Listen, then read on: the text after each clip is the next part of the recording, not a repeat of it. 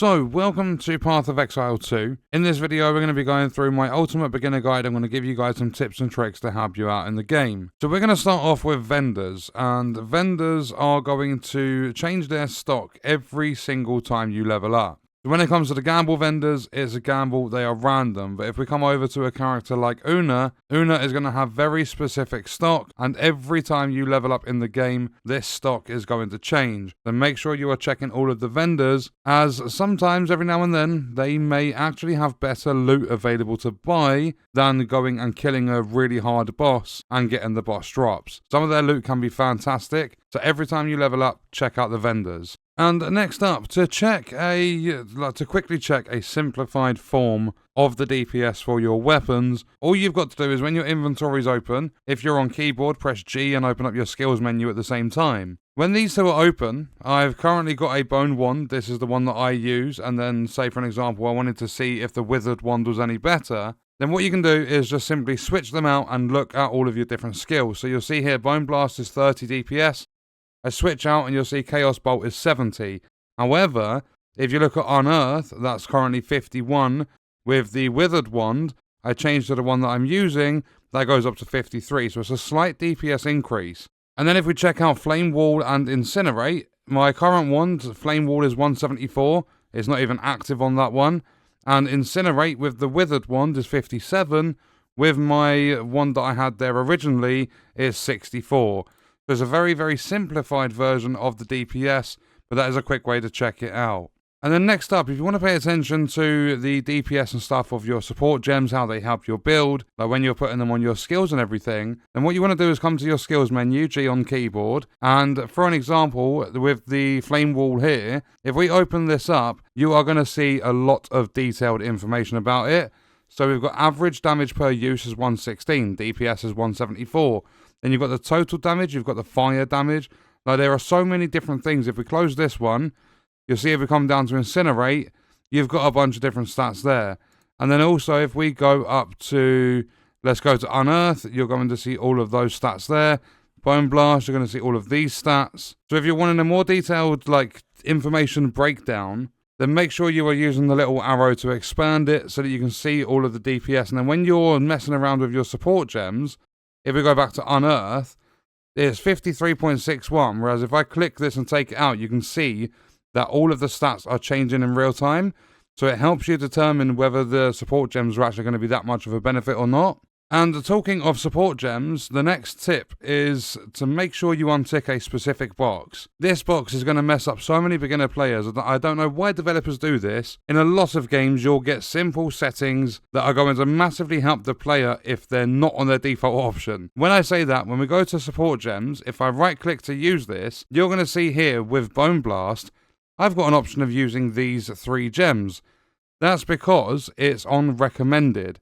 If we go down to Flame Wall, for an example, I can get Fortress or I can get Hourglass. So a lot of players are going to think, right, this is what I have the ability to put as a support gem or support skill on top of my actual skill. Whereas that's not the case. If you come down to the bottom left of this panel, you're going to see a tick. Untick this, because then it gives you the option to use a lot more support gems. The ones you see when you just open it up for the first time by default are just the ones that the developers have recommended. Turn that off. It's going to save you so much hassle. You can get lots and lots of different effects and stuff, because there might be one that's not going to do that well for the skill you are using, whereas if you turn off recommended, there could be one that you are a lot happier to use. And then still on the topic of default settings and stuff, make sure you change this when you're playing the game too. I highly, highly recommend you go through your options and you change some of the things around. But in the settings, if we go to interface and we scroll down, we should have an option here, show mini life bar above you and above NPCs. NPCs, obviously the whole thing's entirely up to you, but NPCs I recommend allies and enemies. That way, if you've got friendlies in the fight, like if you've got minions, you're going to see their health, and obviously enemies. This tick box is the most important one, because if you don't have this on, it says displays a small life bar above your character. If it's not on, you are constantly having to check in the lower left corner. And there's also a setting for your life and shield to have digits above the like orb things down here, these vials or whatever. So if you don't have that setting on as well, you're not going to see any numerical value to your life and your mana. You're going to have to guess by how full these like circle things, these bubble things are with your red and your blue liquids. And that setting with the numbers is going to be your show life and mana levels. So it says life and mana levels will show above the life and mana orbs at all times. So yeah, if you have that off, which is off by default if I remember correctly, then you're going to have to rely on looking at the levels of the red and blue. It's going to take you away from being able to focus on your character, which might actually make your experience a lot tougher in the game. And then next up, in the game, like during early access, the bit we can play now, there are 6 character classes that each have 2 ascendancies. When the full release comes out, which is going to be at least 6 months from now, there are going to be 12 character classes and 3 ascendancies for each one. When it comes to choosing your ascendancy, you cannot respec it at all. So make sure you are comfortable with the ascendancy you are choosing for your character. You can, however, if we go to the passive skill tree, you can respec any of these by making enough progress in the game to where you have the hooded one come to the encampment in Clearfell. So when it comes to things like spell and minion damage, and then you've got like increased casting speed and stuff, you can reset all of these, but not your ascendancies. So just make sure you are like very confident with the ascendancy you want to choose for your character. And next up is when you go to all the different areas as you're playing through the game, make sure that you do a lot of exploration. It's going to be key to finding new areas, loot chests, and even extra bosses. There is a setting in the settings menu. You can turn on a minimap in the top right corner. However, you've got my favourite thing, which is the overlay map. And when you bring this up, it brings up the map in the middle of your screen, which makes it easier to navigate around the different areas. This overlay map is going to be super helpful for like basically discovering areas you've not been to yet, finding different locations you can visit through the area you're currently in, and at least on keyboard and mouse this is default to tab. I'm not entirely sure what is going to be on controller, but the overlay map is very, very helpful. And then next up is pay attention to your waypoint map. This is going to have lots and lots of useful information. If we hover over the eye at the top left corner, you're going to see a legend for it, and you're going to see things like the rare monster encounter, boss encounters with upgrades. So for an example, if we hover over here, when we're in Freythorn, there's going to be a boss here that has an upgrade because it's got the plus at the bottom left. And then if we come down to like here, for an example, you've got a boss that gives you 10% cold resistance. So make sure you're using the map legend and make sure you're paying attention, because you can find all sorts, including chests, items, act boss encounters, so on and so forth. And then next up, we have the different gear rarities. So if we go to my inventory, you're going to start this game with normal gear, which is the white text on the gear, and it basically comes with nothing. You've obviously got, like here, you've got increased mana regen rate, but it's just got that one modifier.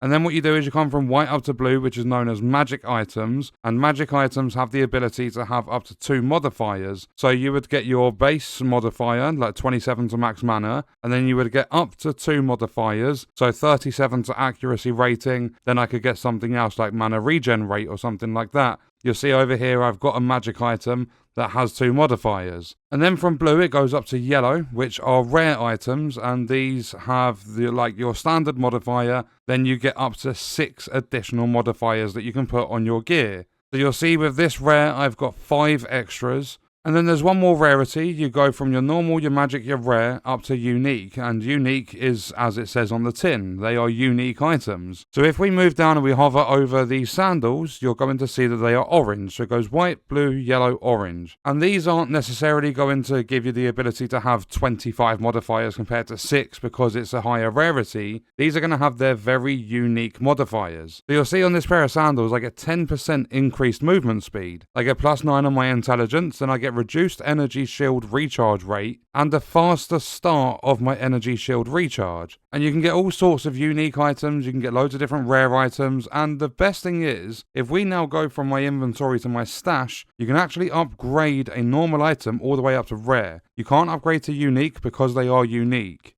And then next up, coming into my stash, I don't believe this is every different thing you can get, but I believe it's a lot of it. And the very first thing is when you find a lot of items in the game, you are going to need to identify them, otherwise you just cannot use them. So that's where the Scrolls of Wisdom come in. These are going to drop quite often. You'll see that I've got 40 here and I've got 13 on my character as well. And you don't need to use these all the time, because the moment you make enough progress in Act 1 to unlock the character, the Hooded one, which will be available in camps and stuff, you're then going to have the ability to go to the Hooded one, and for free, you'll be able to identify everything in your inventory. So these kind of in a way become obsolete. I mean, unless you're in a place where you're farming for gear, you're getting loads and loads of drops, the Hooded one's not there because you're not in a camp or like a home base, then you would use these. But all they do is they identify the items. So they basically show you the stats, the modifiers that are available on the items you're picking up. Because they come unidentified, you can't equip them and you can't see the modifiers they have. So the Scrolls of Wisdom are very, very important. But then it comes to all of these where you've got orbs, you've got shards and everything like that. So basically what happens is when you've got a normal item, a white item, you can use an orb of transmutation. You can upgrade that normal into a magic and you get one modifier. But obviously magic items can use 2. So you would then move up to the Orb of Augmentation, which is going to augment a magic item with a new random modifier. So you'll go from 1 modifier up to 2. And if we look above the transmutation orbs, you get shards. When you break down items, I'll show you that in a moment, when you break down your items, you're going to get shards. When you get 10, it turns into an orb of transmutation. And then after we've gone through the magic items, we go up to the regal orbs, which are going to upgrade a magic item to a rare. So it goes up to that yellow quality. And this is also going to add 1 modifier. But then you get regal shards, collect 10 of them from breaking down yellow gear, and you can get yourself a regal orb. And then from that, if you want more modifiers, because rare items can house up to 6 modifiers, you then move into the Exalted Orb. That's going to augment a rare item with a new random modifier up to the max of 6.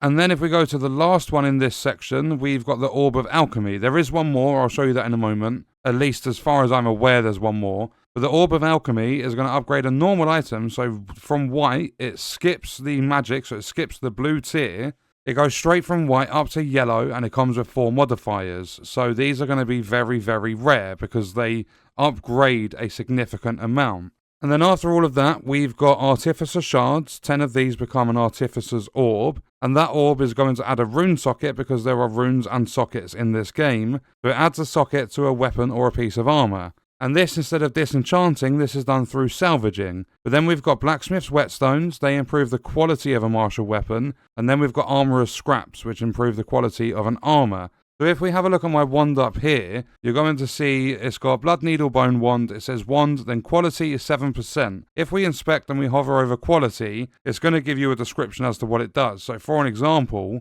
for every 1% of quality, your martial weapons are going to have 1% more physical damage. And then when it comes to flasks, you're going to gain 1% more life and mana recovery per 1% of quality. So quality on an item is very, very good, and to improve the quality of armor, it's Armorer's Scraps, and for weapons, it's the Blacksmith's Whetstone. So then, in Path of Exile 2, you have your runes and your sockets. You'll see these circles on these weapons, they are known as sockets, and you'll see there's one over here on this armor. And basically, as you're playing through the game, I'd say these start dropping around halfway, like further than halfway through Act 1. You're not really going to get them beforehand. But when you start getting these to drop, you get the sockets and then you get runes. And you can hover over the runes, see exactly what they do. So for an example, with this Glacial rune, for a martial weapon, so if you put this in a weapon slot, you're going to add 6 to your cold damage. And if you put this one into armor, you're going to get 12% to cold resistance. And then if we have a look, let's just say we'll go with the Desert rune. For adding this onto a weapon, you'll get 7 to 11 extra fire damage. And for armor, you'll get 12% to your fire resistance. So they are very, very good, and obviously if you get the Artificer's Orbs, you can add rune sockets to weapons or armor. So if I wanted a socket on this wand, I would use one of these orbs and add a socket on. But you do need to be very, very careful, because the moment you put a rune into a socket, you cannot remove that rune again. And not only that, you cannot replace the rune. So if I was to put this Desert rune into this weapon, and then I've gone, oh no, I don't really want the benefits from the Desert rune, I want to switch it out for let's go with an Iron rune, you're unable to replace them. You're unable to remove them. So once that rune is in that socket, that's it, done with that weapon. So you do need to be very, very careful when you're dealing with runes and sockets, but they are available to buff your weapons and armor even further. So then the last 2 things I really want to cover in this video is the disenchanting and the salvaging. When it comes to disenchanting, if you speak to Una, you are going to see disenchant items, and then Act 2 it's someone different on the caravan, because it's a completely different settlement. So if we go to disenchant items, what you're going to be able to do is rare magic or magic rare and unique items. You're going to be able to break them down and get like shards from them. So with this blue, if we were to break this down, you're going to see a disenchant for a transmutation shard. So I pop this over there, and then a stack of 10 of those becomes the orb of transmutation, which is going to be the orb that lets you upgrade a normal item to a magic item with one modifier. And then if we take that back, because I don't actually want to break any of this stuff down, if we then grab a rare item, you're going to see you get 2 regal shards for this one. We put this into here, and those regal shards, again, stack of 10 becomes a regal orb, and that regal orb upgrades a magic to a rare. So any rare yellow, like, named items that you get, you can break them down if you don't want them, and eventually if you really want something as magic, you want to upgrade it and use it, you can upgrade it to a rare when you've done this, like, disenchanting stuff. But then when you, like, as I said, there was one more piece that I had found at least. When you break down a unique item, you are going to get chance shards. These are very, very risky shards, because what they're going to do is a stack of 10 again becomes an orb of chance. If we hover over and look at this, it unpredictably either upgrades a normal item, so a white item takes it all the way to unique rarity, or it destroys it. And I don't know what the percentages are. I don't know if they're bang on 50-50, but you are taking a massive risk. It's called the Orb of Chance. You are taking that risk of either, like, you're gambling, going from white rarity all the way up to orange, which is going to be some of the best gear, providing it fits in your build, or you're going to completely destroy the item. And unique items, at least for a part way through Act 2, don't actually drop too often. And that's all the disenchanting. So if we come over to the salvage bench, which you're not going to unlock until close to the end of Act 1, what we're going to do is come into this menu, and you'll see you can salvage equipment items with quality or sockets for quality currency and artificer shards. So if I was to break this down, I'm going to get the rune socket. I'm going to get the shards that eventually build up into the item I can use to add a rune socket to another piece of item, like another item, another piece of gear, whatever. So basically breaking that down is going to give us, what was it said it was going to give us? It's going to give us the quality currency or the artificer shards. So those artificer shards are going to turn into the orb, which is going to add the rune socket. So I would get the artificer shards, whereas if I was to break this down, because it's got 7% quality, and because it's a weapon, I would get blacksmith's whetstones. Whereas if I had a gear piece, so say for an example on this chest piece, I had quality and I broke this down, then I'm going to get the armorer's scraps so that I can add quality to another piece of gear. So that is my ultimate beginner guide, some tips and tricks to help you out in Path of Exile 2. And what we are going to do is leave that video there. Let me know your thoughts and stuff about this game in the comments, and I'll see you guys in the next one. I hope you enjoyed it. I hope it helped you out. Thank you for watching.